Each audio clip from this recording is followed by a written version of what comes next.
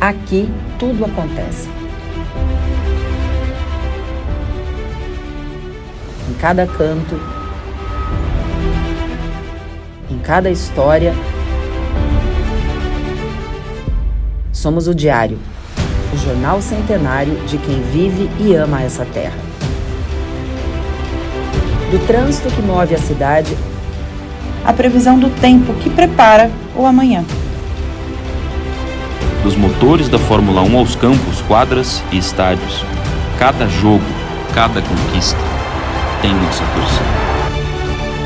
Aqui, as vozes das mulheres se fazem ouvir. Histórias que nos conectam, inspiram e fortalecem.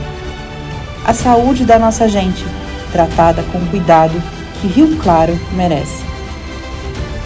No esporte, na política, no empreendedorismo, em tudo que faz a nossa cidade crescer. Somos o jornal nas bancas e no seu bolso, a rádio que acompanha você onde estiver e a TV digital, levando notícia e opinião. Tudo daqui, tudo nosso. É Rio Claro, é o centenário, é a nossa região. Para quem vive, trabalha e sonha com essa terra. Diário, a voz, o coração e a alma da nossa gente.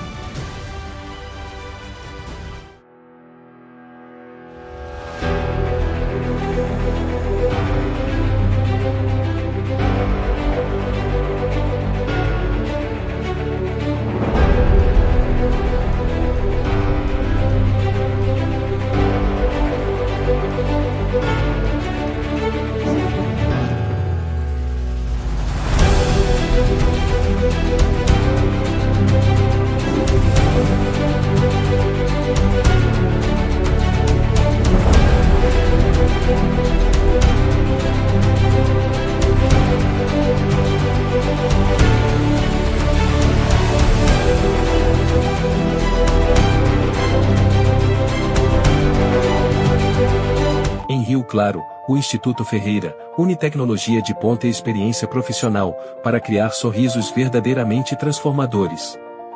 Sob os cuidados do Dr. Cássio Ferreira, professor e referência em odontologia premium, você encontra tratamentos que unem tecnologia de ponta e estética sofisticada. Com o Invisalign, seus dentes são alinhados por meio de alinhadores transparentes, confortáveis e sob medida, que corrigem o sorriso de forma progressiva, sem comprometer a sua imagem.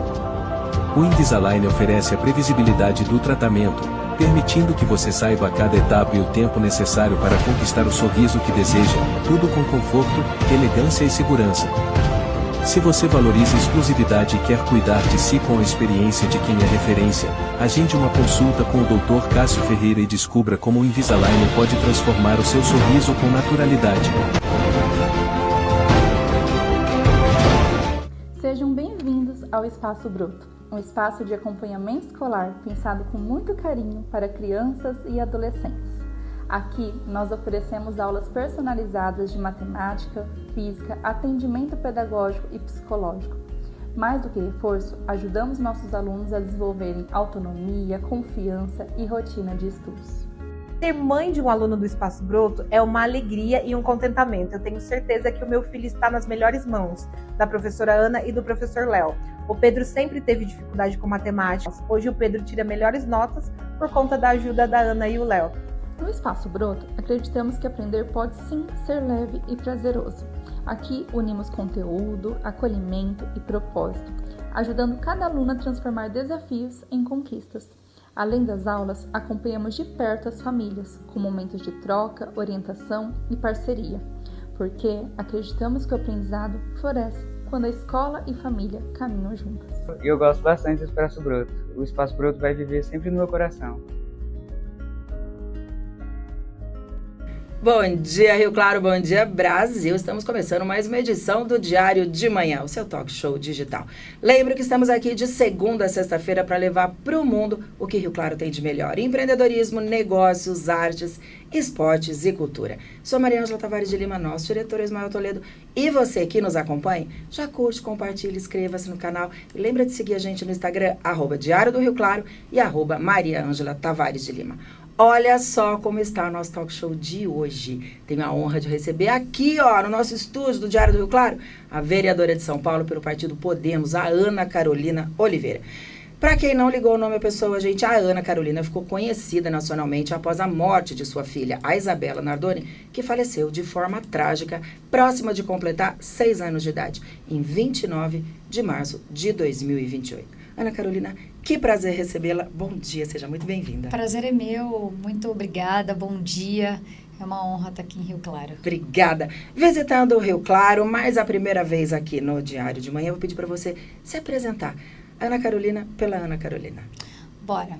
Eu sou Ana Carolina Oliveira, sou a filha mais nova de 3 irmãos, sou irmã do Felipe, do Leonardo, filha da Rosa, da dona Rosa, do seu José. Hoje eu tenho 41 anos. E para quem nos assiste, eu vou fazer minha audiodescrição, para quem não consegue me ver. Fantástico. Eu sou uma mulher branca, de cabelos abaixo dos ombros, está meio encaracolado. Eu uso uma blusa, um colete azul claro, uma calça branca, um sapato, acho que é prata velho, um prata. E tenho olhos castanhos, e eu acho que é isso. Que maravilha. E eu atualmente estou vereadora na cidade de São Paulo. E acho que é isso. Você nasceu onde, Ana Carolina? Eu nasci em São Paulo São mesmo. Paulo. Passou sua infância lá? Nessa época dava pra brincar na rua ou você... Super! Só que eu não era aquela... Eu sempre fui a irmã... Eu tenho 2 irmãos mais velhos, né? Eu tenho 7 anos de diferença do meu irmão mais velho e 4 do meu irmão do meio. Então, eu sempre fui a irmã que fui pra essa banda dos irmãos. Então, eu não era aquela menina delicadinha. Até brincava de boneca, mas a minha preferência era jogar bola, pros esportes, descer de carrinho de rolemã na rua, brincar na rua. Entendi. E acho que a minha geração é uma das últimas que fez que esse conseguiu tipo de brincadeira. Fazer isso. E na adolescência, como é que foi? Você cresceu ali em São Paulo mesmo. O que você pensava em fazer da vida? Quer dizer, quando você era adolescente, falava, quando eu crescer, tem gente que fala, eu quero ser médica, quero ser dentista. Quando eu queria ser grande, eu ainda sou pequena. Quando eu crescesse, eu queria ser grande, mas eu ainda sou pequena. Esqueci, eu tenho 1,53 m, sou baixa, né? Sou uma mulher bem baixinha. Por 4 centímetros a menos eu era uma Minion, quase. Já podia fazer parte daquele filme. Mas a minha primeira opção, assim, eu sempre quis ser engenheira civil. Aí eu falava, não, quero ser. Aí eu ficava, nossa, mas é um mercado... Aquela história, né? É um mercado muito masculino, você vai entrar... E eu nunca tive problema, né? De lidar com os meninos, até porque eu tinha 2 irmãos... Escola em casa, estava tudo certo. Então eu sempre fui mais molecona. Então, para mim, lidar com isso... Mas eu acho que eu fui sendo desestimulada. Até que um dos meus primeiros estágios, assim, foi numa corretora de valores. O mercado mais masculino e machista que existe na história. Ou seja, fugiu de um e caiu no outro. Então, aí fui parar no mercado financeiro. E aí eu já tinha tido a Isabela, né? Engravidei com 17 anos. 17 anos. 17 anos, ela nasceu, eu já tinha 18. Ela nasceu 13 dias depois de eu fazer 18. Então, eu era muito jovem quando ela nasceu. E aí, depois acabei cursando administração. Depois de uma longa jornada aí, em 2007, eu entrei no banco e fiquei 16 anos. Aí, eu fiz minha pós-graduação voltada para o meio bancário. Então... Entendi, foi lá a sua carreira. Acabei criando uma carreira ali no mundo corporativo financeiro, né? Perfeito, uma carreira num local onde você era reconhecida como uma profissional muito competente. Já ouvi as pessoas comentando isso sobre você. Quer dizer, você teve uma carreira com muita ascensão lá. Em que momento você mudou? Quer dizer, eu vou ser vereadora. Foi um convite do Podemos? Como é que isso aconteceu? Quer dizer, como é que depois de uma experiência tão devastadora, você falou... Vou ser vereadora para ajudar mais pessoas. Como é que foi isso? E nessa referência que você falou que eu tive do banco, me sinto muito honrada por isso, porque eu honro realmente o banco que eu trabalhei, eu fui muito bem acolhida. Eu entrei em 2007, em 2008 a minha filha faleceu. Então, eles foram muito acolhedores. Um ano de empresa? Não, nenhum ano, porque eu entrei em dezembro de 2007. E ela faleceu em março de 2008. Puxa vida. Então, foram 4 meses aí... que eu estava na instituição e eles foram muito respeitosos, acolhedores, me respeitaram o meu momento de vida, né? Porque eu acho que, nem sei se na história do banco eles tiveram alguma história. Tem muitas histórias dentro, mas talvez uma de grande repercussão. Exato. Não sei se tiveram. Mas lá eles foram essa instituição acolhedora comigo, a parte do RH da época, foi assim comigo. Então, eu fui continuando lá até que eu fui passando por várias áreas e tudo mais, até que em 2023 saiu o documentário na Netflix da minha filha, com a história da minha filha. E aí, nesses anos todos, de 2008 até 2023, eu fui uma pessoa, não é que anônima, todo mundo sabia da minha história, conhecia a minha história, mas não era tão vista e ouvida como eu sou hoje. Certo. E, assim, poucas pessoas me reconheciam, mas não da forma como exatamente é hoje. Então, em 2023 saiu o documentário, e aí eu fui para uma rede social aberta para as pessoas saberem minha opinião, saber como eu estava. Nessa trajetória toda, eu casei, eu tive 2 filhos, mais 2 filhos, né? Hoje eu sou mãe da Isabela, do Miguel e da Maria Fernanda. Me casei, e quando saiu o documentário, eu fui fazer uma jornada de entrevistas. Então, eu comecei a aparecer de novo e as pessoas verem que por trás de toda aquela minha história também existia uma mulher que viveu esse tempo todo. Uma mãe, uma esposa. Que tinha que continuar, quer dizer. Uma mãe, esposa, uma profissional, enfim, que tudo isso foi acontecendo. Depois disso, por conta da visibilidade, em 2024, eu comecei a dar palestras, né, algumas palestras contando a minha história. E ali, naquela época, em 2024, eu vi uma oportunidade de talvez sair do mercado financeiro. Anos antes, eu diria para você que eu jamais faria isso, porque eu realmente saí de lá amando o que eu fazia. Amo até hoje, tenho contato com os meus amigos que ficaram lá. Mas eu entendia que talvez fosse um ciclo. E o propósito estava me chamando, não era nem eu que estava indo atrás dele, ele estava vindo atrás de mim. Perfeito. E logo que eu saí do banco, em março, em abril, eu recebi um convite para conversar com Renata Abreu, que é a presidente do meu partido, e ela me convidou para sair candidata, e era algo muito distante para mim, eu nunca nem pensei. Você perguntou o que eu queria fazer quando eu crescer. Qualquer coisa, menos a política, eu nunca pensei. Nem passava pela tua cabeça. Não, nunca passou. Só que era um lugar distante pra mim e que eu não me via ocupando ele, né? E eu falava, não, política não é pra mim. Política aquele discurso que todo mundo tem. A política só tem ladrão, a política só tem gente errada, a política só faz coisa errada. E aí uma pessoa falou assim pra mim, olha, Carol, você tem esse propósito, você sabe quem você é, a cadeira tá ali. Basta você ocupar sendo quem você é, ou deixar exatamente todo esse discurso que você faz ocupar esse lugar. Uau. Que não é o que você quer. Eu falei, caraca, precisava ser tão profundo assim? Contundente, pegar na né? alma? E aí foi exatamente o que aconteceu. Eu recebi convites de outros partidos, mas eu acredito que o meu partido foi o que mais me identifiquei com a Renata, pela forma como ela pensava também, e como eu poderia exercer o meu trabalho. Então, me filiei no último dia, lancei minha candidatura no último dia, e aí o resultado veio. Gente, 129.563 votos, tornando-se a mulher mais votada da história do Brasil. Para o cargo, né? Para o cargo. Nem você, nem o seu partido imaginavam isso, ou o partido com mais experiência sabia que algo assim podia acontecer? Olha, eu acho que eles tinham uma esperança de que eu seria eleita, que eu poderia ser muito bem votada, mas eu acho que eu nunca nem perguntei para o pessoal de lá se eles realmente era exatamente isso que eles esperavam. Eu mesma não apostei isso, porque enquanto campanha, né, ali com a nossa equipe, você fica, e aí, quantos, diante do que a gente vê na rua, da entrega, e aí, quantos votos você acha que vai ter? O que você acha? Eu achava, sim, que eu teria chances de ser eleita, mas dessa forma não. Então, eu brinco que a mesma quantidade de votos é a mesma quantidade da responsabilidade que você tem, né? Do compromisso que você tem. Mas eu acho que o recorde de votos mostra muita coisa, que foi exatamente essa cadeira que eu ocupei. A esperança, o novo, a visão em alguém que quer fazer, a visão em alguém que quer transformar. Então, é uma batalha dura? É uma batalha muito dura. Você pensa em desistir todos os dias? Sim. Dia sim, outro também. Verdade. Porque é um ambiente que talvez não seja um ambiente que eu convivi a minha vida toda, um ambiente confortável, mas é isso, é uma luta diária, hoje para mim a política se tornou uma ponte de transformação para os projetos e para as ideias e para a luta que eu travei, e aí é um trabalho que só começou fui eleita em outubro, né, dia 1º de janeiro de 2025. Perfeito, a gente vai falar mais desse trabalho que você vem desenvolvendo, mas pergunta que não quer calar, você sai candidata a deputada agora em 2026? Olha,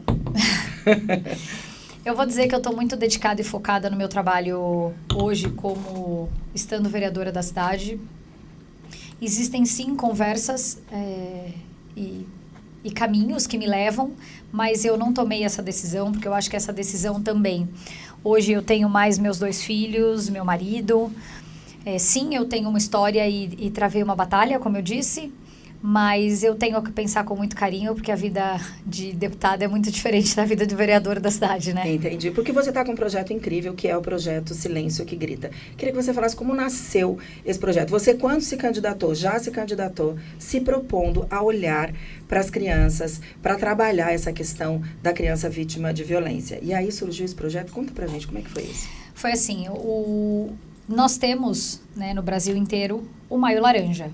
Né, todos os meus, a maioria dos meus trabalhos são voltados para a proteção da infância e das mulheres e vulneráveis.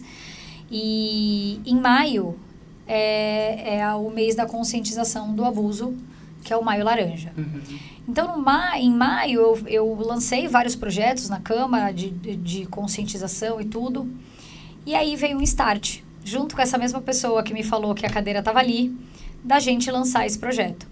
Então, esse projeto, ele nem tem um protocolo ou algo do tipo na Câmara com esse nome, né? Eu tenho sobre o Maio Laranja, sobre a conscientização e tal, mas o projeto, ele veio muito além de hoje a parlamentar. Esse é um projeto da vida. Então, esse tema, ele me encontrou. Quando eu fui estudar mais profundamente sobre o tema, quando eu vi a quantidade de crianças, a quantidade de adolescentes abusados, a quantidade de pessoas que passam por isso, que hoje têm situações muito difíceis na sua vida adulta, isso realmente se tornou a menina dos meus olhos. Hoje eu posso estar vereadora, não estar vereadora, estar em qualquer outro lugar, o Silêncio que Grita, ele vai continuar. Entendi. Então, ele surgiu dessa ideia, então eu tive muitas experiências nessa jornada, inclusive estando na Ilha do Marajó, e aí eu falei exatamente esse lugar que a gente tem que ocupar. Óbvio que hoje o projeto ele trabalha inicialmente com a conscientização e a prevenção do abuso e da exploração sexual, mas eu acho que ele é um bebê, ele já está ele tá na primeira infância, entendeu? E vai virar E ele tem muito para crescer e se tornar um adulto muito capacitado e responsável por muitas vidas. Sensacional. Na sua opinião, quais são hoje as principais demandas? Quer dizer, quais são os desafios para enfrentar o abuso e a violência contra as crianças? Eu acho que primeiro é o silêncio e o medo que as pessoas têm de falar do tema.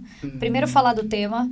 E segundo, achar que quando você talvez viu ou suspeitou de alguém e você fala, isso não é problema meu. Isso é problema daquela família. Então, a partir do momento que você se cala e que você talvez saiba que algo de errado esteja acontecendo, seja em termos de violências físicas ou violência sexual, você também faz parte daquela história. Perfeito. Então, a sua responsabilidade enquanto denunciar, enquanto falar, ela é muito grande. E hoje a gente tem esse tema que as pessoas primeiro que não falam, que é um tabu, falar sobre educação sexual, falar sobre o abuso.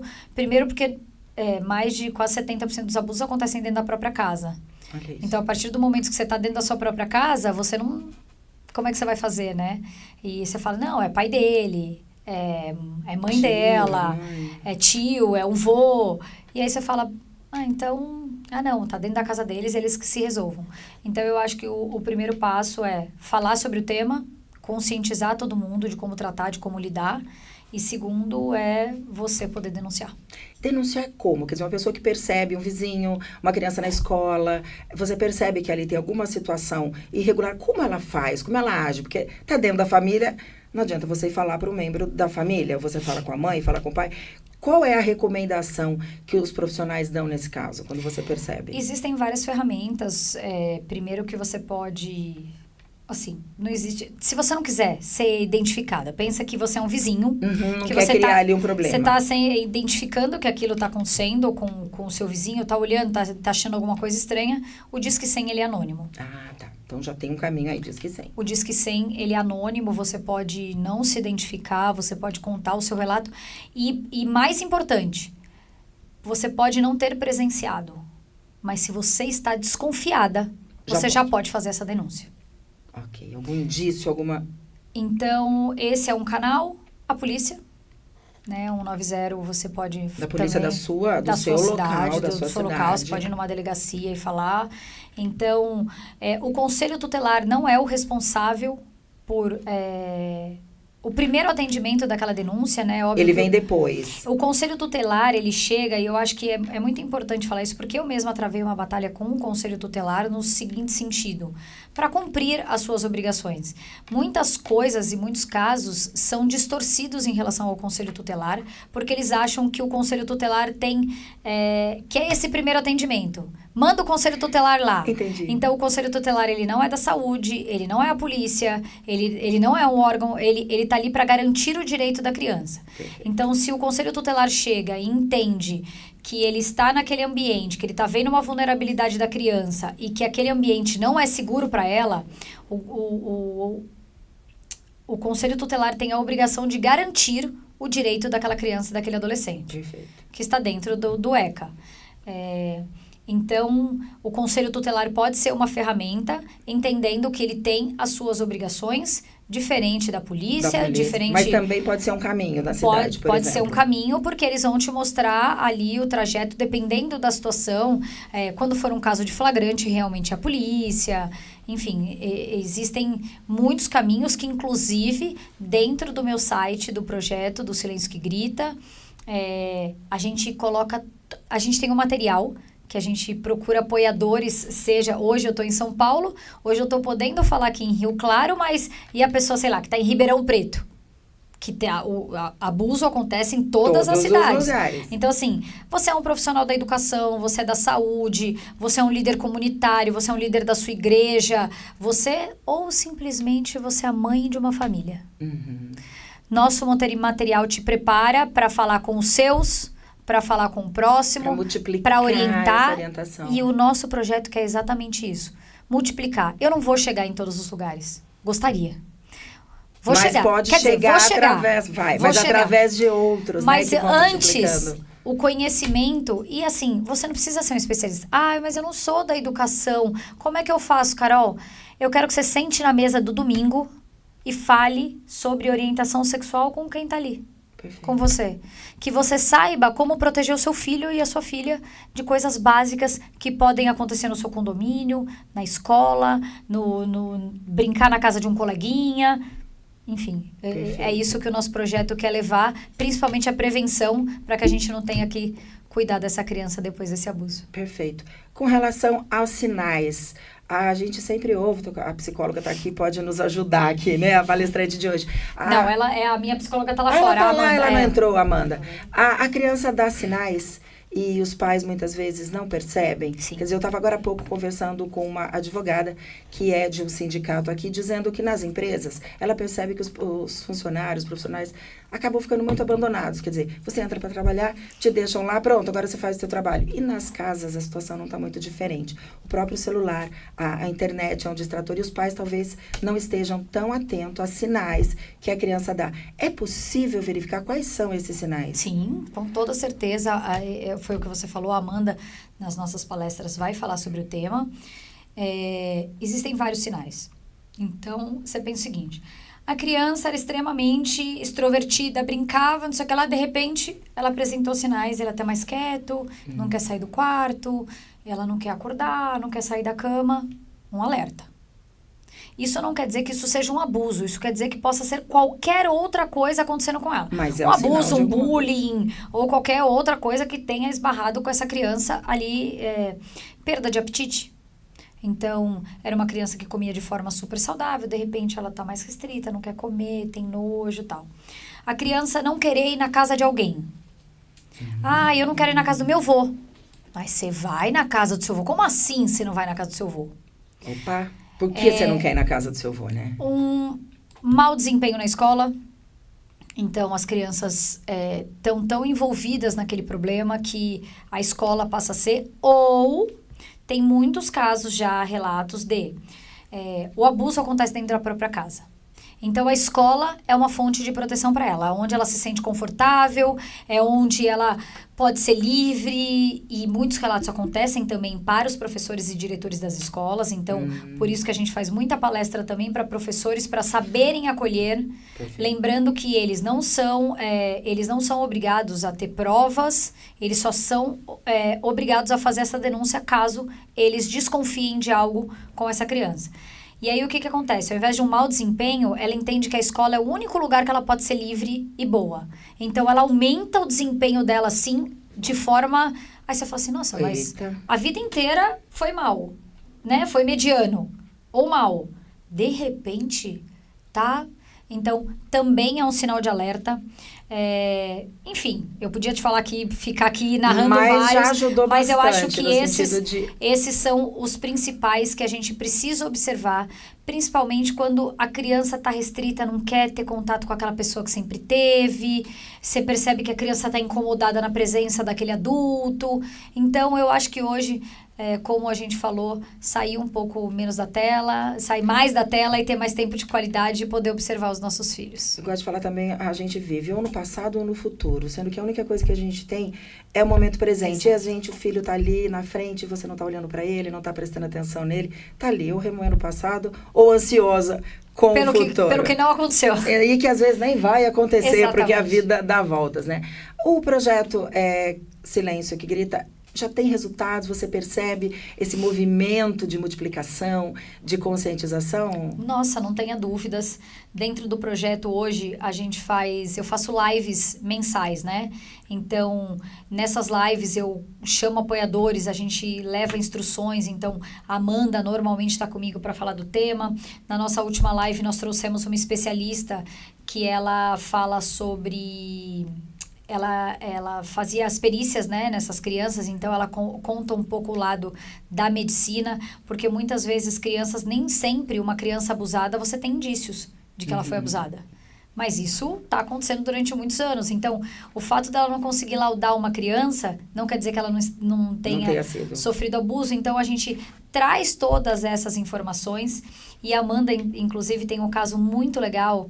Nós fomos fazer numa festa junina, né, numa instituição, e a Amanda a gente faz uma palestrinha de forma lúdica, dependendo das crianças, eram crianças atípicas, inclusive, e a gente leva o nosso farol do toque, onde pode tocar, onde não pode tocar. Hoje a gente também já mudou, porque a gente tem ímãs. Então, a gente faz dinâmica com as crianças, a gente ensina e depois, então, vem aqui, coloca aqui onde pode tocar, onde não pode tocar, e isso é uma forma lúdica e que eles entendem claramente. E aí, agora, no Dia das Crianças, nós voltamos lá de novo, né? A gente sempre faz novas palestras de uma forma dinâmica e tudo mais. E a mãe e o menino chegou para ela, tia, deixa eu te contar. Eu tava na escola e uma menina veio e me deu um beijo na boca. E eu falei para ela, você não sabe que aí é vermelho? Você não sabe que aí não pode tocar? E assim, para mim... uma criança foi atingida. Missão cumprida. Missão cumprida. Então, é um menino atípico, é um menino que ele tem um nível de suporte de autismo, e é um menino consciente, porque esses são os mais vulneráveis. Entendeu? Que muitas vezes passam por situações e não conseguem se expressar. Então, ele lembrou da Amanda, ele lembrou da palestra, ele lembrou do que ele viveu, e ele conseguiu falar para a menina e compartilhar. Então... Eu posso dizer que esse é um exemplo claro do quanto, de forma lúdica, trazendo uma educação sexual lúdica, a gente pode atingir muitas vidas. Porque uma criança conscientizada é uma criança que não é abusada. Fantástico, parabéns, olha que coisa maravilhosa. Para mim, vamos falar um pouquinho de você agora. A gente sabe de toda a sua história, o momento devastador que você viveu. E naquele momento, ficou muito claro para as pessoas a sua... inteligência emocional, a gente pode chamar assim, quer dizer, o seu controle, né, de se segurar no momento que a maioria iria se jogar ali embaixo da ponte, quer dizer. E hoje você constrói uma carreira, você tem uma família linda, mas você escolheu trabalhar para evitar que crianças passem por situações de abuso, situações de violência. E nos podcasts, nas entrevistas, você conversa com muitas pessoas que sentem, nesse momento, ou sentiram recentemente a dor. Como você faz para manter essa saúde mental tão privilegiada que você tem? Terapia, atividade física, como é que é? Muita terapia. Muita terapia.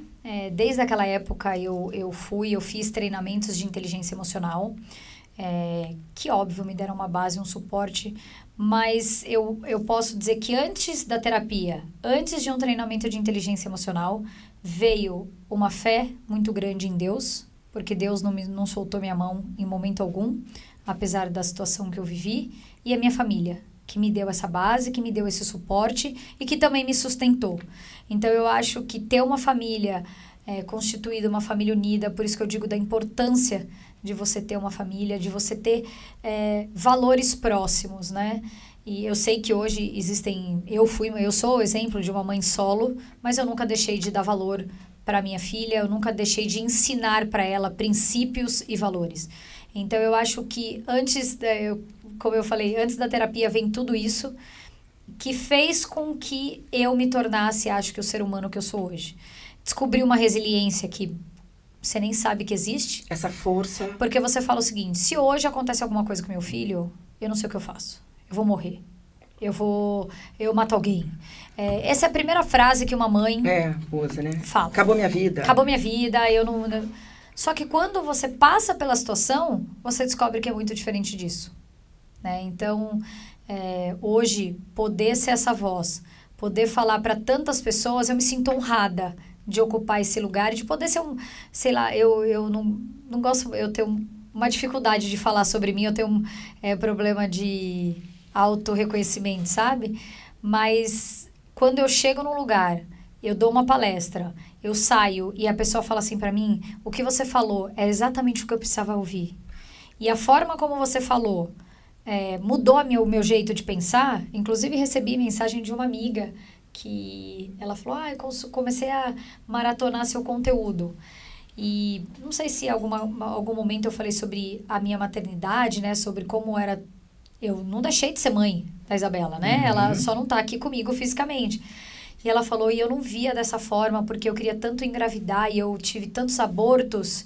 E eu não encarava que todos esses eram meus filhos. Seus filhos, olha que importante. E ela falou assim, nossa, você mudou meu jeito de pensar. Então eu falo assim, atingir uma vida, conseguir ajudar uma pessoa a pensar diferente, a se transformar.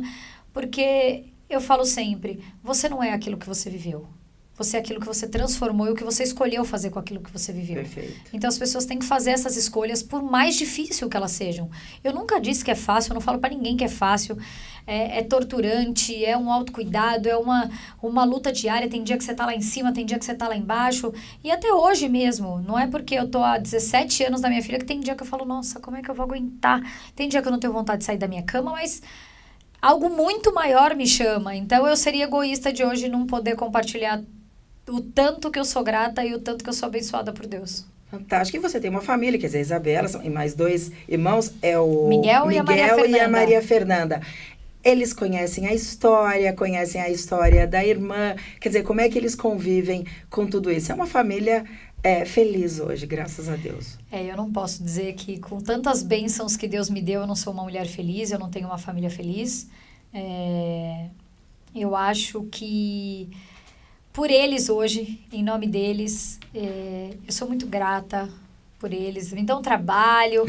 Que delícia! Hoje mesmo, para vir para cá, ontem eu cheguei tarde, hoje eu saí muito cedo, tava contando pro pessoal, a minha filha chorou tanto que eu saí da minha casa chorando. Eu saí da minha casa chorando também. Então, eu passo por essas situações, passo por dificuldades, porque eu sou mãe, eu sou vereadora, eu sou esposa, eu sou profissional, agora eu decidi ir pra academia, agora eu decidi dar palestra, agora eu decidi fazer uma mentoria, e aí eu decido fazer tudo ao mesmo tempo. Tá entendendo, gente? E isso não quer dizer que eu dou conta de tudo. Tá muito longe disso. Alguns pratos caem, mas a gente vai tentando administrá-los. Fantástico. E o que mantém a sua esperança, mesmo com toda essa dificuldade, para conciliar tudo isso? E ouvir tantas histórias tristes, ver situações em que o ser humano é praticamente um monstro. Quer dizer, como é que você mantém a sua esperança viva de que você realmente pode ser um instrumento, uma ferramenta de Deus aqui na Terra para transformar diversas vidas?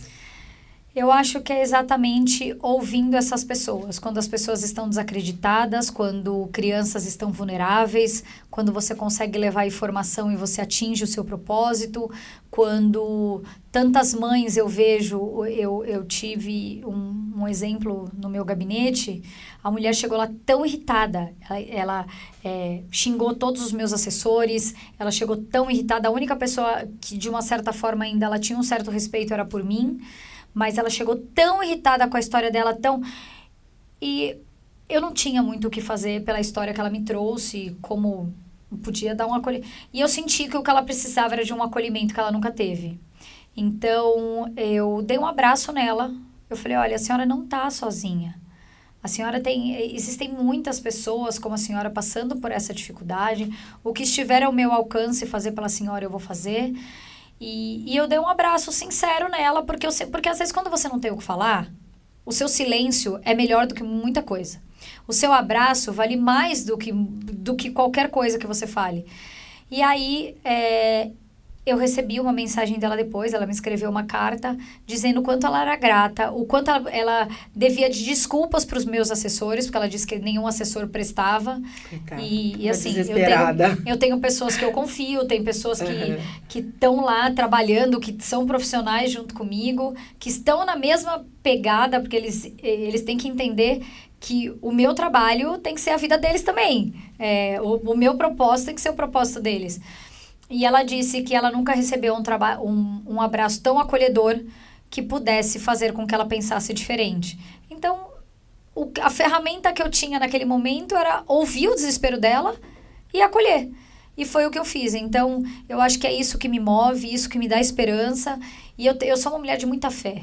Então, eu acredito que se hoje talvez a gente tenha uma nação doente, eu quero fazer parte desse vagão do bem para ir levando informação, levando acolhimento para tantas pessoas que hoje precisam.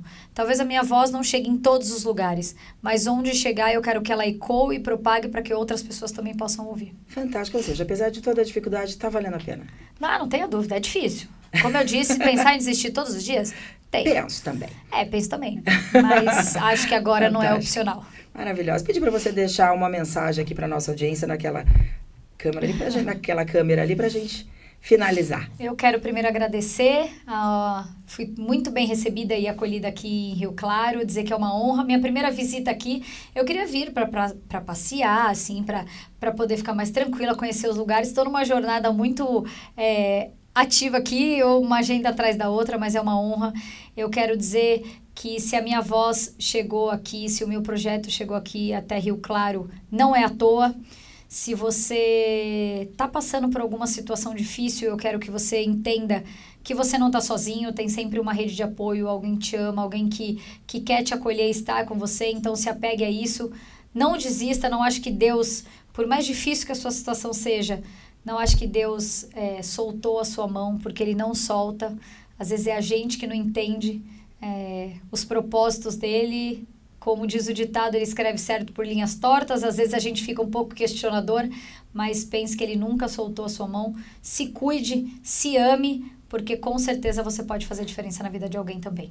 Maravilhosa, muito obrigada, Ana Carolina. Obrigada, foi um amor. prazer te conhecer, te receber.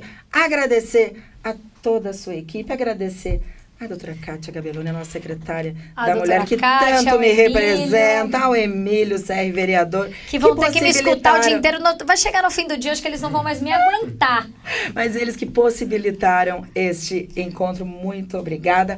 E quero agradecer a toda a nossa equipe, especialmente a você que ficou conosco até agora. O Diário de Manhã volta na próxima segunda-feira, sempre às 8h30, como eu digo sempre, para levar para o mundo o que o Rio Claro tem de melhor. Um excelente final de semana e até lá.